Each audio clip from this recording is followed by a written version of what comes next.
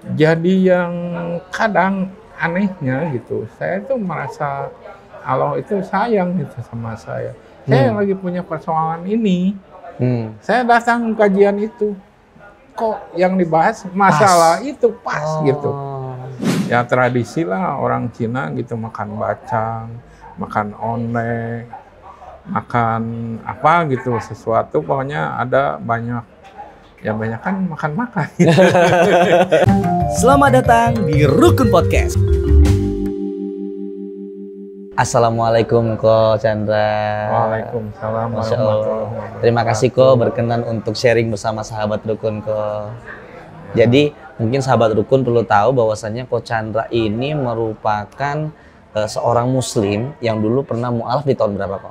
Tahun 2005. Tahun 2005 ya Ko, yang Iya. panjang ya Ko, ya, udah Panjang 19 tahun itu. Iya. Dan salah satunya juga aktif di Masjid Lause ini sejak masjid ini masih kecil ya Ko ya? Kecil, Di masih 2005 juga itu Ko? 2000. Saya sebetulnya masuk ke sini itu 2004, cuma kan belajar dulu. Iya. Ya baca-baca Quran atau apalah gitu. Terjemahnya gitu, terus ikut belajar sama Pak Ustadznya. Jadi saya nggak langsung syahadat gitu. Oh Ada iya, prosesnya pembekalannya dulu beberapa ya. bulan gitu lah. Saya itu dibina istilahnya lah. Dikasih tahu ini Islam teh gimana. Terus saya disuruh ya istilahnya lah baca terjemah Qurannya gitu. Jadi saya nggak langsung dengar adzan saya langsung masuk Islam. Saya nggak. Karena saya proses dari baca Quran gitu. Justru sebelum syahadat itu baca Quran dulu artinya ya. Terjemahnya gitu. Baru setelah saya istilahnya ketemu yang cocok lah istilahnya gitu, berkenan di hati saya, barulah saya masuk Islam. Gitu. Nah pertanyaannya gini kok, kenal Islamnya tuh gimana kok? Mungkin dari kecil sudah kenal sama Islam atau memang pas waktu di 2004 itu baru mengenal Islam atau gimana? Kalau saya kan dari kecil itu tinggal di kampung. Jadi sekolah juga di negeri, SD negeri Pasawahan. Di sana ya nggak ada istilahnya kamu agama apa di luar belajar. Enggak, saya tetap belajar di dalam kelas. Jadi belajar Islam juga ya? Islam, belajar juga, suruh ngapalin Al-Fatihah lah, suruh apa. Apa nggak tuh waktu itu kok? Ya dulu sih mesti hafal, kalau enggak kan kita dites sama gurunya. Ke depan kamu katanya. Tapi kan bukannya berbeda agama itu dipersilahkan untuk keluar kok? Ya kalau zaman sekarang, kalau zaman saya dulu itu kan tahun 70-an lah, 71 saya masuk SD, itu nggak ada yang namanya kamu agama anu keluar. Iya. Agama itu keluar. Ya kita sekolah ya sekolah aja. Iya, jadi belajar ya belajar aja. Belajar aja gitu. Lagian kalau saya disuruh keluar saya juga bingung. Mau ngapain? Iya, teman-teman di dalam semua ya. Gurunya juga nggak masalah gitu. Tapi waktu itu Koko agak kaget nggak sih? Kan saya dulu Buddha gitu ya. Terus tapi ini kok pelajarannya pelajaran Islam ya nyaman aja gitu kan? Ya nggak masalah sebetulnya, malah saya itu kan ya saya juga nggak ngerti. Ibu saya itu kan suka ngedongeng ya masalah surga lah, masalah neraka lah, masalah waktu kita mau di alam barzah istilahnya mau masuk ke dunia itu. Saya bingung waktu sekarang udah mengenal Islam, ternyata ya persis banget apa yang ibu saya ceritakan itu. Apa dia mengenal Islam, saya juga nggak ngerti gitu. Oh, tapi bukan Islam ya kok ya? Bukan, dia itu iya. ya istilahnya dibilang kepercayaan, dibilang agama juga, dia mah nggak pernah ke kelenteng, nggak pernah ke gereja gitu. Cuma dia kan dulu pernah jadi guru juga. Mungkin dia belajar dari apa? Istilahnya dulu mah kan ada yang disebut agama Konghucu gitu. Dia suka baca-baca kitab juga saya nggak ngerti karena huruf kanji gitu. Saya nggak ngerti ya. Nah ibu suka ngedongengin gitu masalah alam barzah apa surga gimana, terus kita mesti jujur. Pokoknya dididik saya tuh ya istilahnya nggak boleh bohong atau gimana gitu. ya istilahnya sedih juga sih lihat ibu belum masuk Islam, anak keburu meninggal gitu. Tapi ya banyak yang dia ceritakan itu, jadi saya nggak terlalu Kaget. istilahnya kaget waktu masuk Islam tuh. Kalau di lingkungan masa kecil itu waktu itu juga kenal Islam dengan berteman dengan sosial dan sebagainya gitu. Ya karena saya suka main, istilahnya ya tiap hari saya main sama teman-teman di daerah sana ya. Di kampung Di ya, Kak, ya. kampung dulu itu kalau maghrib diajakin, hayu ngaji katanya. Ikut juga kok ke masjid berarti kok. Kalau ada rame-rame saya ikut, tapi kalau belajar kata ibu saya, tong jangan kamu jangan ikutan, itu mah ngaji katanya. Sebenarnya udah hampir login juga dimarahin dari atau awal itu ya. gimana gitu. Saya juga nggak ngerti sih, cuma karena emang masih kecil ya mesti nurut sama orang tua lah. Zaman Iya, dulu itu kita itu nurut sama orang tua, nurut sama guru. Iya. Pokoknya lah yang lebih tua juga kita hormati banget, nggak kayak zaman sekarang apa-apa melawan gitu. Zaman saya dulu itu benar-benar mesti patuh sama orang yang lebih tua itu. Jadi apalagi ibu saya yang larang, ya udah. Tapi main mah suka, kayak ada apa? Imtihan itu kenaikan kelas istilahnya, pengajian, nonton saya gitu. Di panggung rame gimana gitu.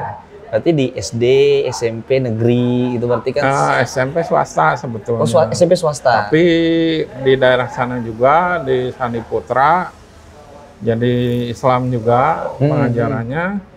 SMA juga sama, SMA negeri 11. Cuma karena ada dari guru agamanya nyuruh saya minta nilai dari istilahnya wihara, ya saya dari sana barulah saya mulai belajar agama Buddha, istilahnya. Iya. Bukannya dari kecil saya emang sih istilahnya kayak Imlek, ikutan, sembayang gitu. Hari-hari besar sambil aja nggak ya. ngerti Iya. gitu. Ya hari besarnya sendiri dulu dari kecil cuma Imlek aja gitu. Nggak ada hari raya selain Imlek, paling juga kayak makan bacang, makan ya tradisi lah orang Cina gitu, makan bacang, makan ondek, makan apa gitu, sesuatu pokoknya ada banyak. Ya banyak kan makan-makan gitu. Hari rayanya Ya, enak itu. ya kok ya. Enak gitu orang Cina itu. Iya. Dan berarti di SMA itu baru mulai belajar agamanya Koko yang dulu. Ya Diperdalam tuh istilahnya waktu itu, karena Ya, tuntutan nilai. juga, nilai, terus kita juga kan istilahnya didata, kamu agamanya apa gitu. Kayak dari pemerintahan ya kita ngisi Konghucu, nggak ada di Indonesia nggak ada Konghucu katanya. Udah kamu tulis Buddha aja, ya kita tulis Buddha gitu. Oh, nah pas belajar Buddha ngerasa oh ya ini agama saya itu gitu. Ya gimana ya? Ya istilahnya belajar ya belajar aja. Jalanin gitu. aja ya, Jalanin gitu ya. aja karena saya butuh nilai. Jadi ya ternyata begini ceritanya, kenapa begini ada perayaan ini gitu.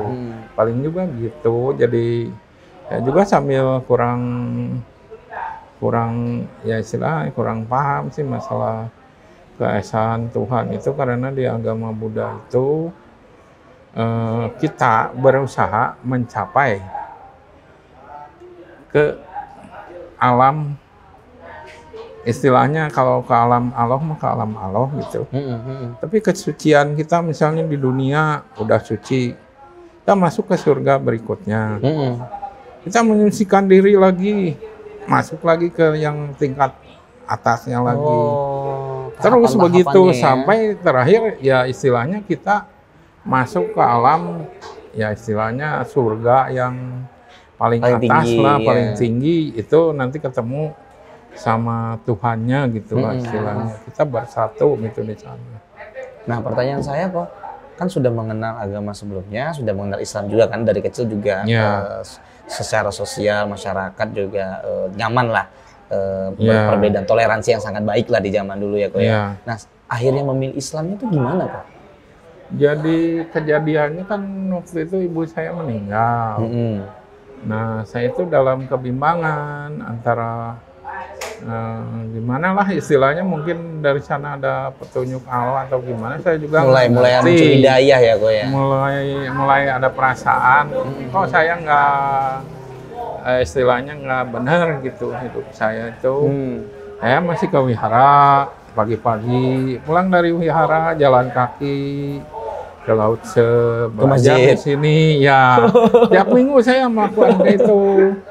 Lama-lama sama Pak Ustadz, waktu itu Pak Wihan, dia ngasih, kamu kan belum bisa Arab, udah baca terjemah aja.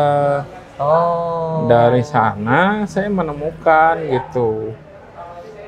Istilahnya mungkin Allah yang ngasih petunjuk, katanya rugilah keimanan kita bila kita tukar dengan harta yang sebanyak-banyaknya, walaupun itu gunung emas atau seluruh dunia itu berupa harta, tetap kita rugi kalau keimanan kita ditukar. Dari sana saya juga nggak langsung, saya mau syahadat, enggak. Saya berpikir lagi, saya nyari lagi di Quran, berdasarkan observasi lah ya. Ayat yang lain gimana gitu. Dari sana kan banyak juga istilahnya yang saya temukan, ya istilahnya masalah-masalah saya itu, ini jawabannya gitu. Itu juga sembari dibimbing sama Ustadz? Sembari di tiap kesini kan saya dibimbing sama Ustadz.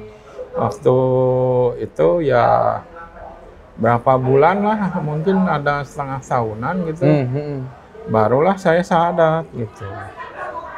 Syahadat, udah syahadat ya belajar. Terus saya karena udah yakin saya udah Islam, sekarang mah pengenlah berkunjung ke masjid yang lain. Ada kajian di Masjid Agung, saya main ke sana. Karena saya merasa udah Islam gitu. Udah boleh lah, masa saya udah Islam nggak boleh masuk ke masjid yang lain gitu. Nah, ke ukhuwah. Kadang kalau sholat waktu duhur atau asar dengar adzan, saya mampirlah ke gang-gang di masjid-masjid kecil atau apa. Kadang diajak teman ke DT atau kemana lah, yang besar mah ya itu aja, DT, ukhuwah sama Masjid Agung sama Pusdai. Yang lain ya kayak Masjid Sudirman yang di sana PPI, itu mah kadang-kadang kalau main ke teman dari sana, buka sholat di sana. Masya Allah. Di gang-gang apa yang dirasa kok setelah masuk Islam, akhirnya ikut kajian-kajian tadi di gang-gang, di masjid-masjid, apa yang kau rasakan tuh? Jadi yang kadang anehnya gitu, saya tuh merasa Allah itu sayang gitu sama saya. Saya lagi punya persoalan ini, saya datang kajian itu, kok yang dibahas masalah itu pas gitu. Saya juga bingung gitu ya, karena saya nggak minta kan ke Ustadz, Ustadz tolong bahas ini. Karena kalau dalam kajian-kajian kan kita kadang nggak bisa bertanya. Iya. Kita cuma dengerin, udah pulang. Kadang juga kajian kan konteksnya tidak selalu sama dengan apa yang kita rasakan. Iya. Tapi ini kebetulan alhamdulillah sama banget nih. ada sesuatu yang saya bingungkan itu. Saya juga kan nggak tahu dia mau ngebahas apa. Misalnya dekat rumah saya Masjid Baitur Rahman. Bulan Ramadan nih. Saya kan nggak tahu dia mau ngebahas apa hari ini waktu taraweh. Kok dia ngebahas itu gitu. Apalagi zaman dulu kan belum ada media sosial. Nah itu nggak ada HP ya, juga nggak ada. Informasi apa ya? Nggak ada HP itu, nggak ada. Baru HP itu yang digendong Motorola. Motorola ya. Yang pakai aki itu yang besar. Pakai ransel lah itu Motorola itu dulu. Waktu saya masih itu, lama-lama kan Nokia yang agak kecil baru belum ada itu WA, belum ada dulu SMS. Nah kok waktu awal belajar itu paling sulit belajar apa kok? Ngaji kah? Sholat kah? Belajar kalau di sini yang utama itu sholat. saya dikasih istilahnya kertas lah. Sana ada bacaan sholat, terus tata cara sholat misalnya dari takbir sampai tahiyat. Jadi ada bacaannya, cuma saya dikasihnya kan Latin, bukan Arab karena saya belum bisa bahasa Arab. Itu sampai saya syahadat. Udah syahadat, barulah berapa bulan kemudian mungkin di sini teh mulai ada setelah ganti dari Kowihan ke Kopungpung. Kopungpung itu adiknya Kowihan. Nah, dia ngajak teman-teman kerjanya lah yang di Safira, ustadz berapa orang. Jadi ada yang ngasih ikro. Pelajaran itu ya. Tapi sebelumnya emang udah ada ikro itu, cuma nggak berlanjut karena ada kesalahpahaman atau apa saya juga nggak ngerti. Terus pas Kopungpung ada mulai ikro ada. Terus kajian itu tiap minggu berubah-ubah, jadi ada yang akidah misalnya, nanti akhlak atau apa, pokoknya bergilir lah dari tiap minggu itu dalam sebulan. Jadi ada 4 ustadz plus ustadz yang ngajar ikro itu. Masya Allah. Plus yang satunya Kopungpung ya, dia mah istilahnya jadi DKM-nya lah gitu, yang jadi menampung semuanya. Kok waktu pas masuk Islam, mulai ikut kajian segala macam, kan mungkin kita di Islam ini kan ada beberapa cara beribadah dengan pandangan yang berbeda. Itu kaget nggak sih kok? Maksudnya ada yang memandang harus kunut, ada yang nggak perlu kunut, kemudian ada juga yang mungkin tipikalnya berbeda dengan pandangan gitu. Kalau masalah itu saya waktu itu kan baru belajar nggak ngerti. Iya. Udah lama, baru kan karena saya suka loncat-loncat masjid. Kan di masjid NU ya, maaf ini saya nyebut. Nggak apa-apa. Ada kunut kalau subuh. Iya. Tapi kenapa kalau di masjid Persis nggak ada? Iya. Ya karena kan kalau Muhammadiyah jarang masjidnya itu. Oh iya. Kebanyakan daerah Bandung antara Persis sama NU. Muhammadiyah sih ada, cuma nggak sebanyak yang kayak NU, banyak banget gitu. Persis juga ya ada agak banyak juga. Itu nggak bingung kok? Nggak bingung karena saya suka bertanya gitu. Oh, langsung berkonsultasi sama ustadz. Ya kadang-kadang udah selesai sholat misalnya ngobrol, saya suka samperin aja ustadznya, Ustadz maaf saya ini kurang ngerti gimana.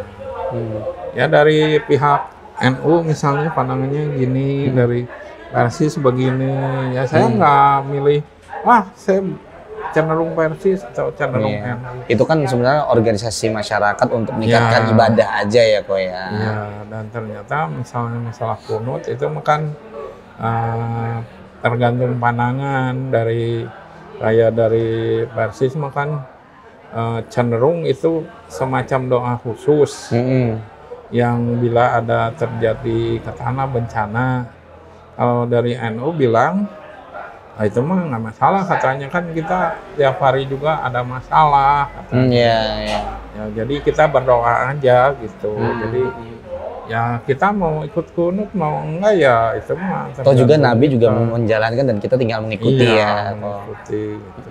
Tapi BTW kok, selama 19 tahun di Masjid Lause ini, perjalanan Koko nih belajar hingga hari ini, jauh nggak dari rumah nggak sih kok? Maksudnya kan ini kan konsisten istiqomah Koko kan alhamdulillah ya kok ya. Rumah di mana kok? Di kota juga rumah kan? Di Taman Kopo Indah. Dulu sih pernah tinggal di Cikaso. Dekat sama Masjid Lause? Ya lumayan lah, dari kalau waktu udah nikah mah dari sini ke sana mah dekat. Daerah itu Cibenying, Supratman. Kalau sekarang jauh? Lumayan jauh sekarang karena ya emang daerah sana juga macet gitu. Iya. Apalagi sekarang ya kok ya. Iya. Nah, apa yang membuat Koko akhirnya dengan kemacetan, jarak yang jauh juga sudah di luar kota, ibaratnya kota Bandung, itu mau masih tetap istiqomah ke Masjid Lause, belajar, kemudian juga bisa apa yang bisa diperbantukan gitu kok? Ya karena Apa motivasi kau? istilahnya kalau ada keterikatan persaudaraan atau tali batin lah, saya udah di sini itu kayak rumah saya sendiri gitu. Jadi udah nyaman, udah gimana. Walaupun saya emang suka kayak Jumatan nggak kesini, suka deket rumah aja di Baitur Rahman karena kan jauh ke sini. Paling saya ya hari Minggu aja belajar ke sini gitu. Kalau di sana kan ada juga pelajaran, cuma saya memang belum aktif di sana.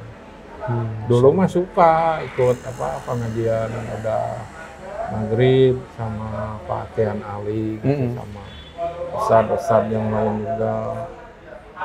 Apa saat ini yang lagi pingin fokus belajarnya kok? Saya sih sekarang lagi belajar Tertarik apa, Kok? tasin. Oh, tasin ya. Ya, kalau yang lain ya kayak tadabur, Qur'an pagi-pagi.